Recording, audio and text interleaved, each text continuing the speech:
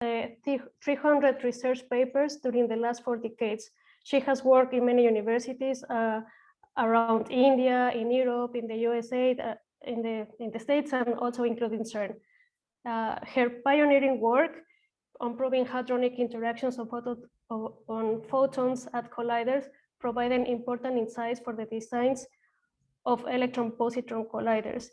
She was elected fellowship of all 3 science academies in India and to the World Academy of Science. She's also recipient of many awards, including an award in Europe by France, the Merit, the Ordre National du Mérite, and also the Padma Shri in India, which is the 4th highest civilian honor of the government in India. And she has been the only woman to receive this prize. She's chairperson of the Women in Science panel of the Indian Academy of Science. She has worked on many national and international committees to facilitate effective participation of women in science. She has written work about the women in physics and women in science in general. She co-edited a book that is called The Lilavati's Daughter in 2008, which is about the women in science in India. She has also pioneering surveys conducted under her leadership to determine the cause of the drop out of science, to understand why many women drop from science. So thank you very much, Rohini, to be today with us today. Thank you very much, Diana. And first, I thank the organizing committee of CUWIP for asking me to speak to you girls and women. And I must say that I am really honored, and I guess this tells us immediately that the issues of women in science are actually very similar across cultures. And I'm sorry that I have not been able to participate in the rest of the meeting, so I have a feeling that I might be repeating, because I'm also going to talk about lessons that I myself gathered from my life, as it were. And if there are repetitions, I apologize in advance, but that will also convince you that these are pretty universal things. I want to more be able to conduct a dialogue, so I'll try to be very brief in my own comments, and I would then like to ask questions, answer questions that you want to ask, rather than tell you what I want to tell you. And please feel free to interrupt at any time. So I should say that what I would do today is, I have given the title to my talk, is doing particle physics as a woman in India. You will see that both the particle physics and in India have certain reasons why I have mentioned them there. So again, I say that I am truly happy to be talking to you at this CUWIP meeting, and knowing that I am sharing the conference, so to say, with Dame Jocelyn Bell Burnell, who I really respect and enjoy. I had always enjoyed our conversations when I met her. So what do I do? As already Diana said, I'm a theoretical particle physicist. I work in India, and particle physics, as I'm sure many of you know, is the subject which deals with the theories of elementary building blocks of nature and how they are put together to form everything. Now, in particular, I have been working in the last 4 or 5 decades at the explorations of these theories about the laws of nature at the colliders like the Large Hadron Collider at CERN in Geneva. And there I have interacted very closely with experimentalists. I have had close collaborations with members of the physics department, in fact, at the University of Southampton, which is an excellent department in particle physics.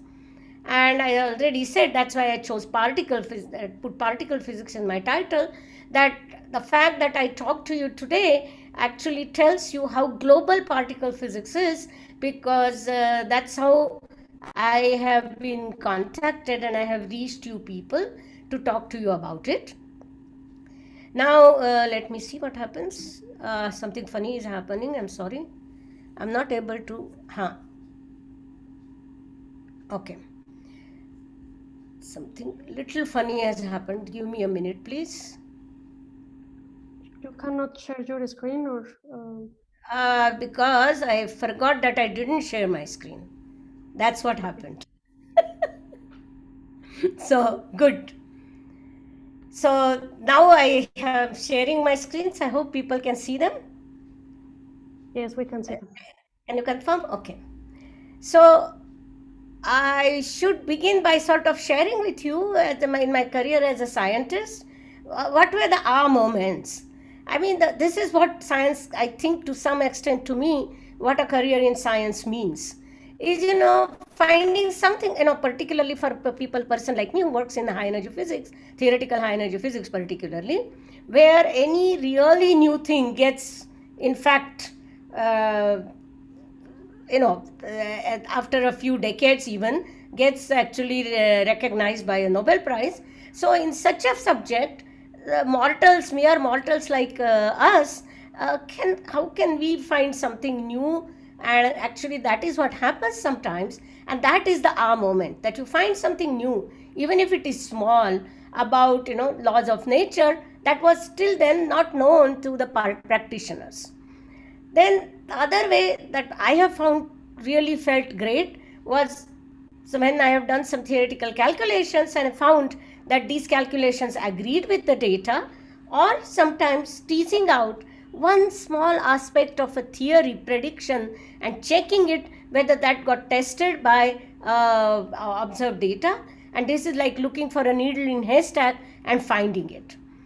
Also, I would say for me, another aha moment was that I spent a lifetime as a part of the worldwide community, which was a member of the Higgs Hunters, as it were, and I was present at CERN, the place where the Higgs was discovered, on the day of the announcement of the discovery.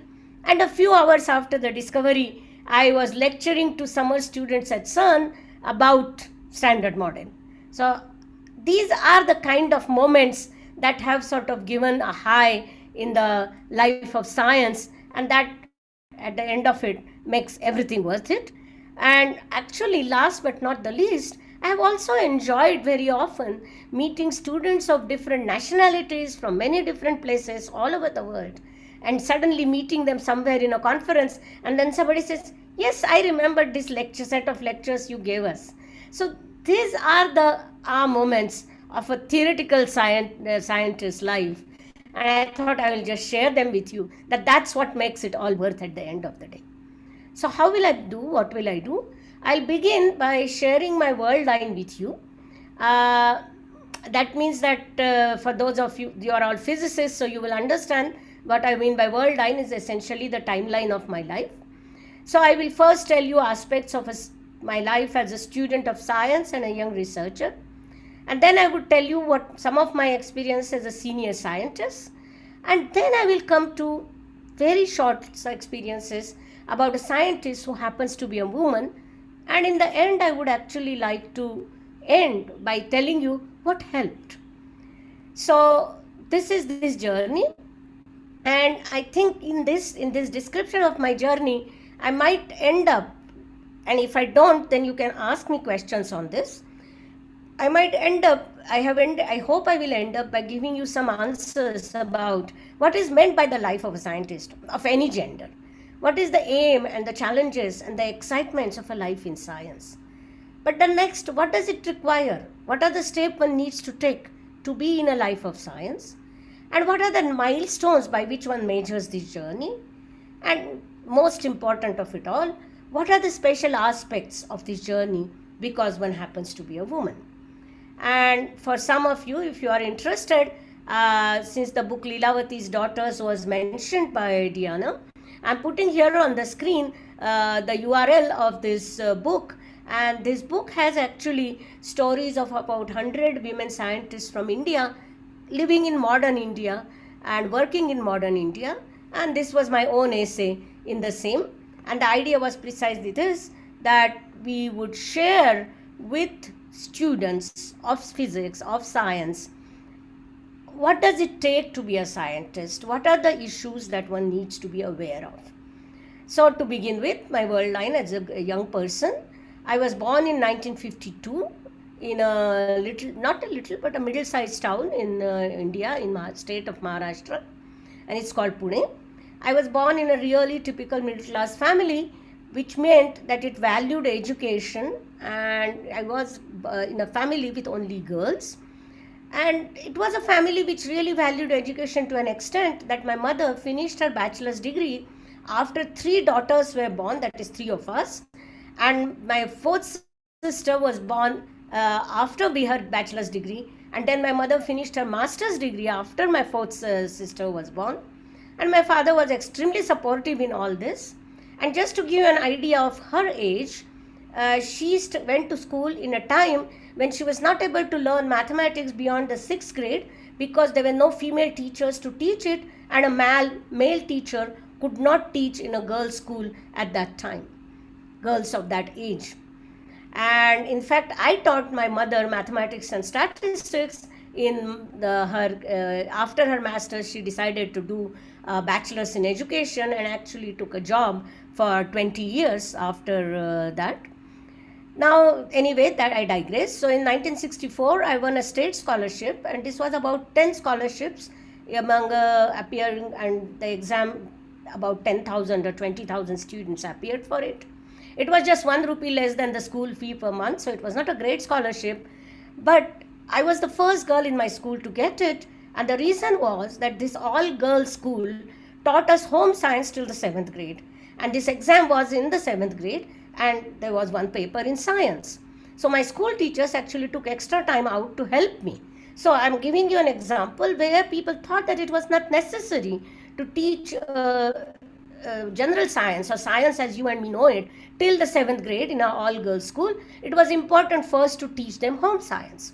But somehow my teachers saw that if I want to compete in this competitive exam, I must know science, and they started teaching me. And to be nice, one nice feature I can tell you that I got the scholarship and I was the first one from my school. But afterwards, when I pointed it out to my headmistress, our school actually changed, and they started teaching general science, that is the science what you and me know by science, from the 5th grade after that. So it's also a story of what were the kind of biases, but it's also a story how people actually were ready to change it. So in 1968, I finished school and I was among the top 30 in about 100,000 students. In 1969, I appeared for a National Science Talent Search examination. And this idea here was that there is no bar on the scholarship, that is, your parents may earn anything, you will still get that scholarship, but you had to study pure science. And this particular scholarship actually, I think, widened my horizons beyond my little hometown and made possible the next steps. For the first time, I went and mingled with students, male as well as female, from all over India. And the government programs that had been put in place to attract young students, male or female, to pure science and research really helped me. And I have to tell you that these were the very early days in a free India, which was at that time considered to be a third world country and which was trying to come up and grow in the field of science. In 1972, I received my BSc, and I was actually lucky to be first rank in the university. Then I went to the prestigious Indian Institute of Technology for a MSc in physics. And when I went, for the first time, I had these big insecurities. Can I speak in English? Can I manage in this elite institute? And to make matters worse, but this really didn't come to my mind at that time, this institute, the Indian Institute of Technology, actually had very, very few women. And I will go to that next. So I could go there only because I had this scholarship which I had received in 1969. and otherwise staying out of town in that period of that India would have been actually not possible economically. So in 74, I actually got a master's in Indian Institute of Technology. And at that time, the women's hostel had about 50 rooms. They were not even all full. And there were about 800 male students. So this was a completely male-dominated institute. I got actually the institute medal, and I was the first woman student to get it in physics. But I must say that I was not aware of this gender difference at that time. I had extremely supportive and very, very friendly classmates. We were 3 girls in a class of 17, and 3 of us were in the top 5 in the class. And I don't think that I could sense any gender bias either in teaching or in appreciation of the success. There was really no bias in treatment by my class friends. None of us, I think we were really a very happy group to be studying with each other. But I should say that I already remember protective attitudes of some of my teachers. Now, I was doing clearly very well, and I wanted to go to the US to do my PhD. And one of my teachers who liked me a lot, and I actually credit him for as an inspiration that I am in theoretical physics today. And he told me, why do you want to go abroad? We will find you a good advisor in India. So this was kind of, you little girl, you should not be going far away and staying alone. So this was the first experience I think I have had of a very protective attitude. First, which is gender dependent attitude. Then in 79, I did my PhD. I finished it in State University of New York at Stony Brook. And I had 2 postdoctoral offers. One was from the Europe and one was from the US. But I came back to India. I had another offer in India. And I must say that now when I look back, that was kind of negative mentoring. Because I think today, if I have to mentor anybody, I would say that first, because since postdoctoral period is the period when, at least in theoretical and experimental in physics, you really set up your niche, you set up your career. This is the time when you should actually get as much experience as possible. I should say that when I came back and started growing, now this is the first time after having come back to India that I think I realized that there is a difference in the way in which people treat a woman and a man with a PhD. And this is some of it I see only on reflection. And because frankly, in this period, in the beginning of your life as a postdoctoral fellow, you are trying to find your own niche. You are actually, at least I was, and many people I know are, and it's sort of an uncertain frame. You don't know, I was able to do the problems that my advisor gave me, but can I think of a problem which is interesting enough to me, to others, which is deep enough, and at the same time, which I can solve and contribute to the area in a very fundamental way? Because sometimes it's easy to ask a very profound sounding question, but you have no idea and no hope of solving it. So how to do that? That is something that you begin to understand, and that is the most important part of a scientist's life, to learn how to ask questions which are interesting, solvable, and within your skill set. So this is a very, so one is full of uncertainties, one is full of doubts, and therefore when various treatments one got, one did not quite appreciate whether that was due to gender. And I think now when I look back, I could have done more with much more support and positive mentoring in this period. Then 1983 to 1993, I spent in University of Mumbai, and 3 years among that were at the University of Dortmund and Hamburg. I met my now ex-husband in Germany. We got married, and we led a multitasking life across continents. He was in Germany or in Italy. I was in India. And it's only now that I look back on a few incidents and which I think were distinctly gender or women unfriendly. And as I said, it's because the beginnings are always difficult, and these are the most crucial years in the life of a scientist. But be as it may, this period was, even if it was difficult, it was also a period where I developed as a person. I was lucky to hit upon some very interesting and productive areas of research, and I started getting invited to international level schools and conferences. But still, because of this, as I said, there are certain experiences and certain insecurities that I was not so sure whether I'm going to be able to make it in the end to an interesting stage. And I remember going to a conference to Germany, or maybe it was in Poland, in fact. And on the way back, there was a Japanese colleague who was with me throughout the conference, and we came back. We traveled from Warsaw to Frankfurt, and at Frankfurt, we were going two different ways, two different directions. And this Japanese suddenly asked me, "By the way, are you the same Godbole who wrote XYZ paper?" So I said, "Yes, I did write that paper." And this guy in the middle of the Frankfurt airport bowed in front of me and said, "I respect that paper." And I tell you, it is this kind of appreciation that makes a scientist tick, that made me work, even if I had not at this time got any of the awards or rewards. But I did have a fair amount of appreciation, as I said, by way of invitations to conferences and schools and so on and so forth. So anyway, I became an expert of stars in collider physics. I started guiding PhD students. Here also I can tell you that after I started guiding PhD students, I remember somebody, a colleague whom I knew very well, suddenly said to me, "Oh, you start having students now, is it?" Whereas to me, it is natural that anybody who has done a PhD and who is a professor will guide students. But the expression of surprise in that person's voice is something that I can remember till now, and now I believe and interpret it as a gender dependent comment. So anyhow, as I said, I did work which got a lot of international recognition, appreciation, and I got new directions of research. And at this time, I think, it was super hard. It felt like the day had 48 hours. And support of my family and friends actually was the most important one in these times.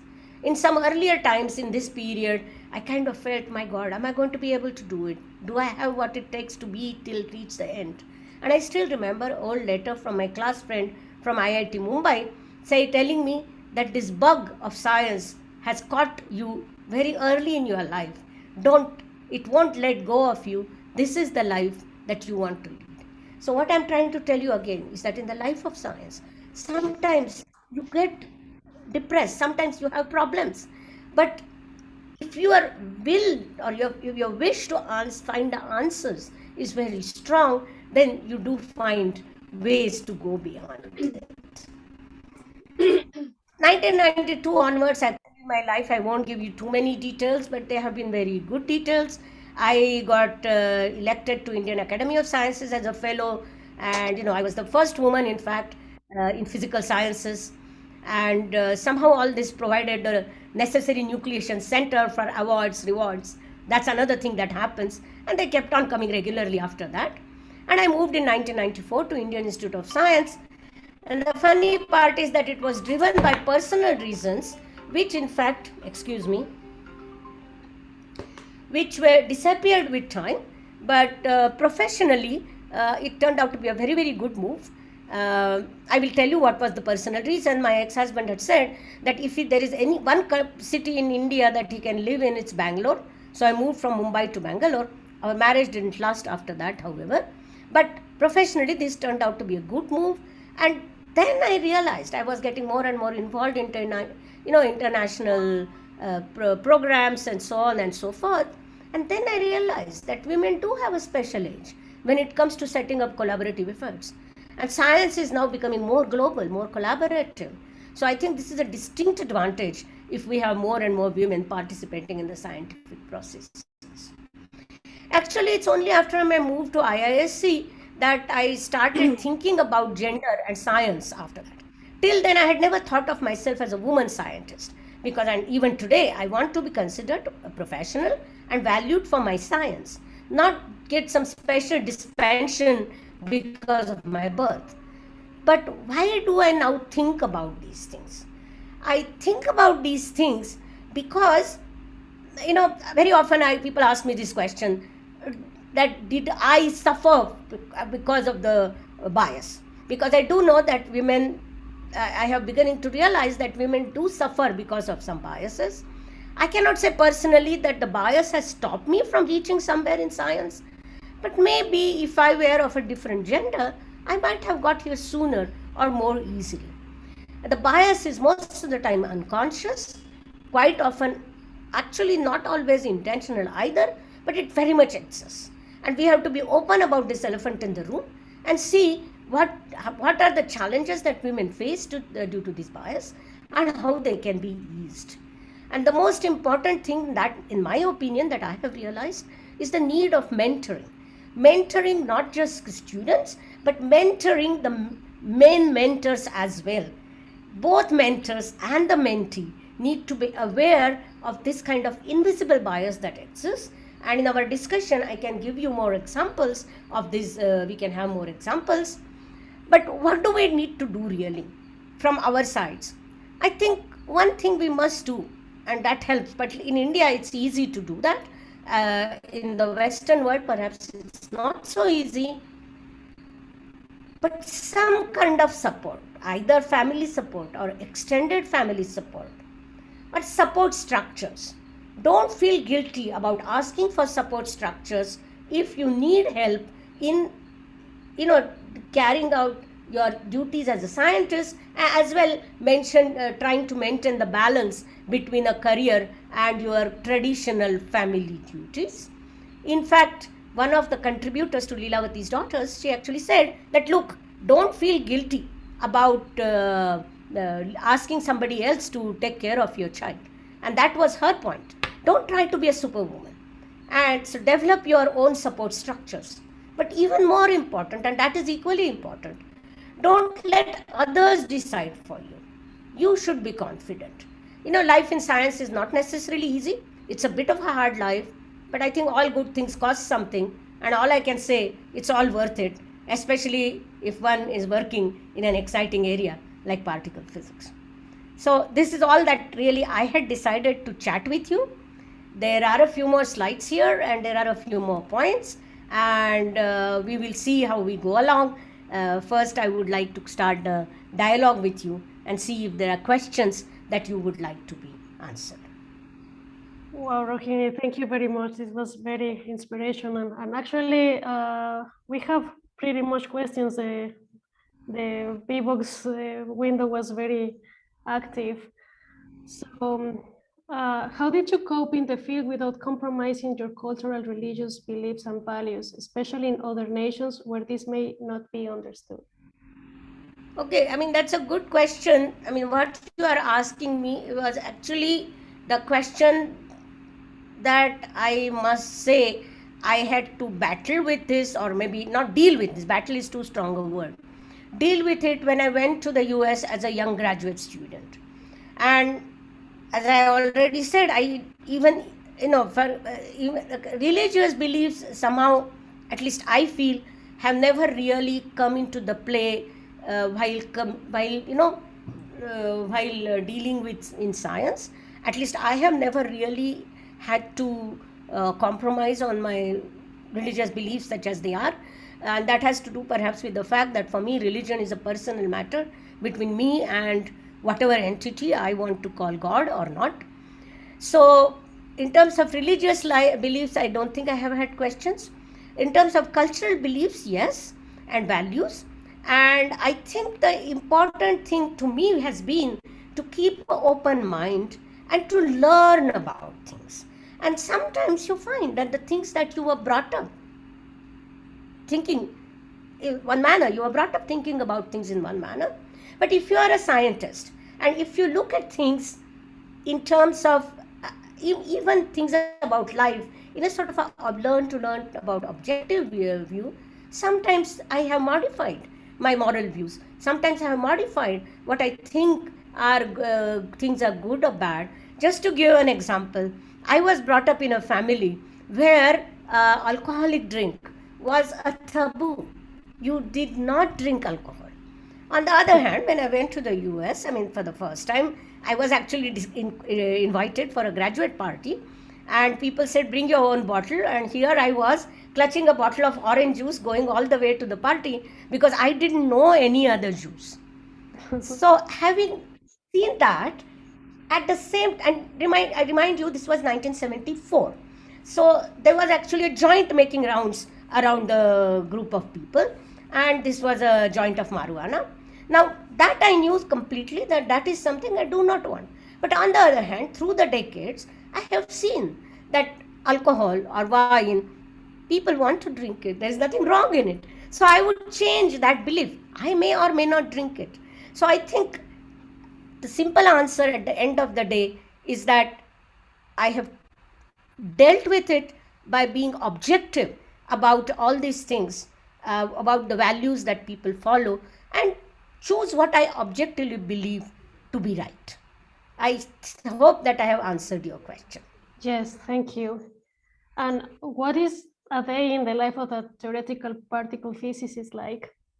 Oh, a day in the life of theoretical particle physics. This is actually very easy, because when you are a theoretical physicist, all you got to do really is to sit and very often discuss ideas and do calculations. So, and most important thing about a theoretical particle physicist, I would say, is to keep track of what the wonderful experimentalists are also doing. So typically, I think if you just ask me even today, for example, there will be maybe sometimes now, particularly in the distant seminar days, typically you can go and listen to a new seminar. But I think to be a bit more I should not be jocular about it. I think the typical day in a theoretical particle physicist life really is to keep track of what's happening in the world, in the experiment, because for particle physics particularly right now is an extremely interesting and also difficult juncture, because our theories have been proved completely right. Almost the standard model has been proved right to its last essence, and still we know there must be something more, and that has to do with the theoretical considerations.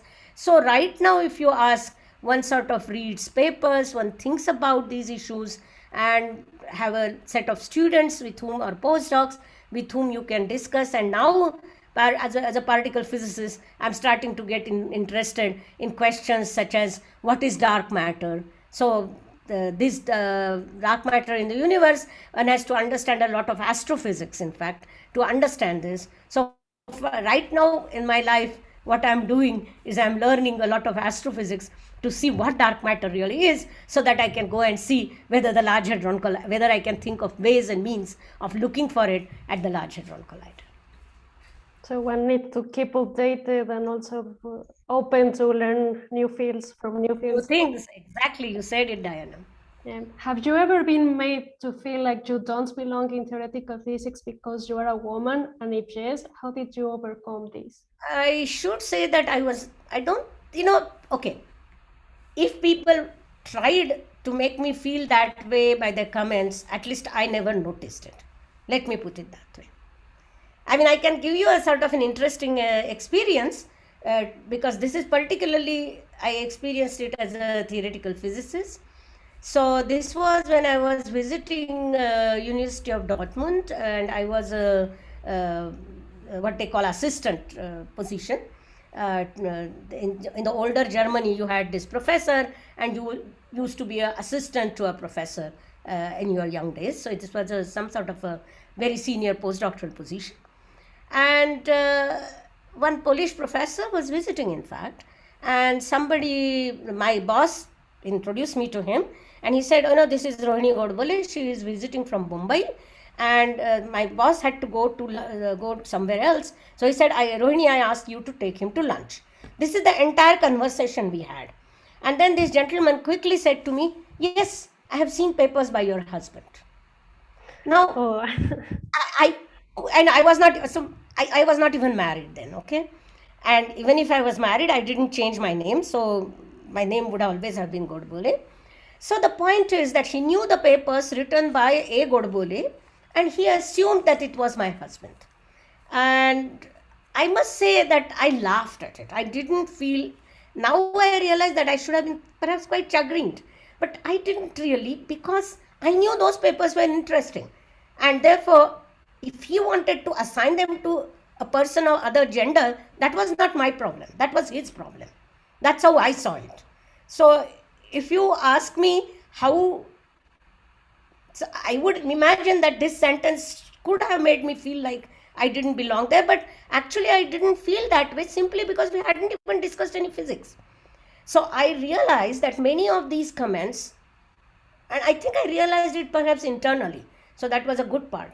But that is what I want to share, that these are the kinds of comments that when people make, you should not be influenced by that. You should judge things by your own standards. And since one is a scientist, one can judge by one's own standard whether this work was good or bad. And once you judge things and once you are convinced, I don't think you need to be put down by people who are trying to put you down without even thinking to put you down. Yeah, that's a great advice. That you don't allow anybody, you don't give the power to anybody to bring you down for It's in your anything. hands, it's in Yes. your hands. And I think it's important to know that. Yeah, definitely. So do you And like see? I told you also, sorry, Diana, I want to just add this, that these examples that I gave you in my discussion, when somebody said, you mean to say you have a PhD student now? Or somebody with whom I had worked, and actually later on I ended up working quite a lot with this senior colleague of mine. And I remember a few years after I had been growing as a physicist, he said to me, "Oh, I didn't realize you're so serious about science." So I think this is the invisible, even to them, ununderstandable bias that they carry. That a woman need not be serious about science independent of her achievements. And as I said, the important thing is for us to be true to ourselves. I think that is the real advice that I would like to give. That's so true. Thanks for that. So, do you think that finding a female mentor is important? And do you have advice how to find them? Now, that's a good question again. And I must say that, at least in my life, a female mentor was a luxury, because during that time, there were really not too many women, in fact, in science or in physics in India. Perhaps at that time when I came back to India, there was almost no women in physics. So I think I did not, I still felt that, and I still found mentors. So I think the important thing is to realize that you want to have a mentor, but again you need to be the judge of how to go about finding a mentor. And I personally don't know whether it is the gender of the mentor that is important, but what is important is for the mentor to be aware of the possible invisible biases that people carry. I mean, again, to give an example, a young person I know very well, and I have seen this very often, my senior male and female colleagues, while advising a young couple. Very often it happens, both the people in the couple, both the members of the couple are both scientists, and invariably I have seen, male or female, the mentor trying to tell the girl among the couple to say that she should try to adjust her career to the other person. And I think that is something I think that us mentors have to realize. So I would not say that having a female mentor is important, but I think it's important to find a mentor who is open and aware of the invisible biases. How to go about finding them, it's difficult, but that's where I think the kind of efforts that are already, that of which one of which you are part of, I think this is a great effort. And these kinds of workshops and mentoring workshops or activities is absolutely the way to go, because the important thing is we have to find, when we want to reach the end of a road that we have started because we have chosen that road, then we have to also see how we can build our support structure, and a good mentor is part of that support structure. Okay. Right. Thanks. So, Which quality is more important to thrive in physics? Perseverance, intelligence, or an awareness of the surrounding scientific and social environment? It's an excellent question. And to be honest, you know what happens? You need, of course, intelligence. I mean, but the important thing is, I believe that after being intelligent, that's not enough. Actually, that was there on one of my slides, so I can repeat it. In fact, is that having a great idea is important, but equally important is to persevere with that idea. And this is true whether you are a man or a woman. In science, you need to see an idea to its end. You need to judge what mathematics or what experimental equipment you need to see this idea to an end. Then you have to figure out whether you have that. If you don't have that, whether you have the ability to collaborate with people who have some of the techniques or some of the tools you need. I mean, to give an example, I'll give a very big example. I mean, this has to do with Einstein. When Einstein was formulating his theory of general relativity, he realized that he didn't have enough mathematics in his hand. And he actually forged a very long standing collaboration with Marcel Grossman. And that is how the mathematical formulation of general theory of relativity came to be what it was. So you need the intelligence to also understand what tools you need. But then you need perseverance for sure. You need to be sort of true to your aim. And of course, this your question about awareness of the scientific environment is precisely what I tried to add when I said that you need to see how you can gain from your environment. And social environment, in fact, more often than not, I'm afraid we need to, most of the time we needed to fight it. But I will give you a positive example of social environment.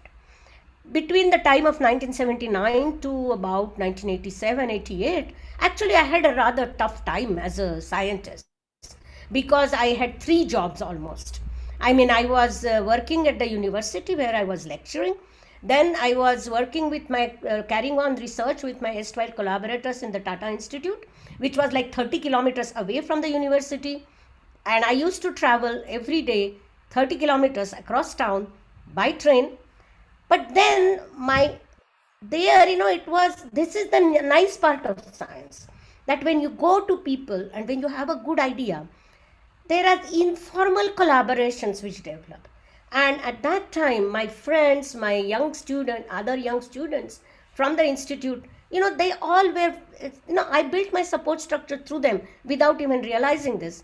And if on the days I wouldn't have a lecture next day, so that I shouldn't travel all the way back 30 kilometers again, my friends went to the extent of opening their, house and guest bedrooms for me.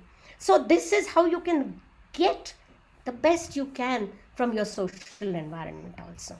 So you need to sort of, I think, the important thing is to want to do it. And then all of us are intelligent enough how we can try to plug the best out of our environment. Okay? I hope this is some answer. Yeah, and now I have added more fans to my club because here is this question: how does it feel to be this amazing? I don't think I want to answer. Well, which stage in the career of a scientist is the toughest? No, but I think, as I said, being a scientist, as a career as a scientist, which I said at the end of my slides, I won't trade it for anything else in my life. Seriously. I mean, I think it's like this. I mean, this I will share with you. I mean, for example, when you come up with a moment, as I said to you, it's like this, that it's like sitting on the seashore, sifting through sand. You're looking at it, it's all sand. And suddenly, you find that the sun's ray comes and looks and throws light on one small piece that you have in your hand, and you realize that piece of sand is not the piece of sand, but it's not a grain of sand, but it's a nice little small diamond. That is the beauty of the career in science, that you have to put in a lot of effort. You have to sift lots of grains of science to finally get one small diamond. And no matter how small that is, the fact that you get a diamond is what makes it all, every minute of it, worth it. Okay? Very nice. That's very inspiring. Do you believe supersymmetry particles will be discovered in the near future? Well, I hope they would. But Yes. see, actually, this is a somewhat, since I clearly, this is a person who knows about particle physics, so I can answer this question a little more technically. Is that we all hoped, and I think with pretty good reasons, that after finding the Higgs in 2012, was it? Yes, 12, yes. 2013 was the Nobel Prize. The Higgs was discovered in 12. And after finding the Higgs boson with the mass that we had, we all were really sure that we will find the evidence of some physics beyond standard model. And we all felt at that time that it would be supersymmetry, because supersymmetry is the most natural and beautiful way of keeping the Higgs mass at the low value that at which we find it to be. So we all were kind of very hopeful, and we haven't found it yet. Now, does it mean supersymmetry is wrong? Unfortunately, no. Because even now, there are actually, what we have ruled out is a simplest version of supersymmetry with some number of parameters. And therefore, I do not know whether we can discover supersymmetric, or the whole spectrum of supersymmetric particles, but I do think, and I hope actually, is that once we understand what the dark matter is, and since to me supersymmetric dark matter is perhaps the most beautiful answer to that, I'm hoping that that would be the wedge, the small wedge that you hit to cut a piece of wood. So I'm hoping that some sort of indirect signal, either for supersymmetry, actually, for example, this new signal of leptoquarks in LHCb, that could be actually a signal of a supersymmetric particle. We don't know. Right now, we say that it's a leptoquark. But in supersymmetry, we have very good candidates for leptoquarks. So who knows? The game is on, and only time will tell us whether we will find it or not. But if you are like me, a believer, which I am, I'm hoping that we will find it soon. Maybe in the linear collider that you are hosting to build it, no? You are in the design committee, or Yes. Let's hope. and what drew you to particle physics? That answer is very simple actually. It is one of my teachers who was teaching me in master's program in theoretical physics. Okay, he was teaching us actually what he was teaching us a course on quantum mechanics 3, what he was calling. And since you're all physicists, I can tell you this was a course on relativistic quantum mechanics. And it was very amusing. He taught us how about Dirac equation, and then in the exam he gave us a problem to write down the Dirac equation in 1 plus 1 space and 1 time dimension, and 1 time and 2 space dimensions. And there are some very nice properties of Dirac equation, or relativistic wave equation, which makes some things very common in both 1 plus 1 and 1 plus 2 dimension. And this was an exam problem. And I remember doing that problem, and I finished it in 2 minutes, almost somehow, 10 minutes. And all my schoolmates, my classmates were working very hard. So my teacher asked me, why are you sitting down? So I said, I think I finished it. So he said, if you finished it, you go. It's correct. So I think this is the first time I realized what theoretical physics is all about. Theoretical physics is about working out things based on axioms, using mathematics, and then translating it into something that we can actually see in real life physics. And to me, particle physics was at that time, and even today, is the one branch of science which uses this sophisticated mathematics, but to understand the ultimate secrets of nature. And that was the realization, that one moment that I decided that I was going to be doing theoretical particle physics. That is beautiful. I hope you have inspired some of the attendees to become particle physicists. How did you become aware that you wanted to pursue physics as a career? And was there anyone in your family that was already in the field, or were you the first one to take that step? Very good question. Very good question. I should actually tell you that in my family was my, I only look at it in my mother and my father, and or even their parents. So in our family, actually, there was nobody who even studied science. It was a family which valued education, but people studied, politics or economics, humanities in general. My father was a great economic expert. My mother was a great linguist. So I grew up in my life waking up in the mornings and listening and discussing couplets from the old traditional, not even traditional, old Sanskrit literature. So for me, physics or science was completely out of these kinds of home atmosphere. But at the same time, I can tell you that I couldn't read English at that time. And in the English newspaper, there used to be a weekly supplement. There would be one science column. And I still remember when I was young, in maybe the year, the idea of the quarks and the SU3 model of Gell-Mann got the Nobel Prize. Actually, I still remember my father reading me out that small piece of information. So all I can tell you is that I was just growing in a household which always was looking at things intellectual, but there was no science per se. But because of these scholarships that I got, that I told you, the National Science Talent Search Scholarship, which was actually designed to attract young girls and boys to science. And when I got that scholarship, I actually went and started attending yearly schools, summer schools, where I learned more from my colleagues, from the cohort. And we were, for example, again in these schools, there were 3 girls, 2 girls and 38 boys, or maybe 4 of us and 40 boys. But actually, to be honest, neither them nor us felt anything odd in this. We were all completely comfortable with each other, and actually I learnt a lot of science and the opportunities in science from them. So I should say that it was the environment that I got to because of this scholarship that I won, which actually increased and widened my horizons to science. But it was all rooted in the extremely logical, the training to think logically that I got in my intellectual environment in my house when I was growing until at the age of 10 or 12.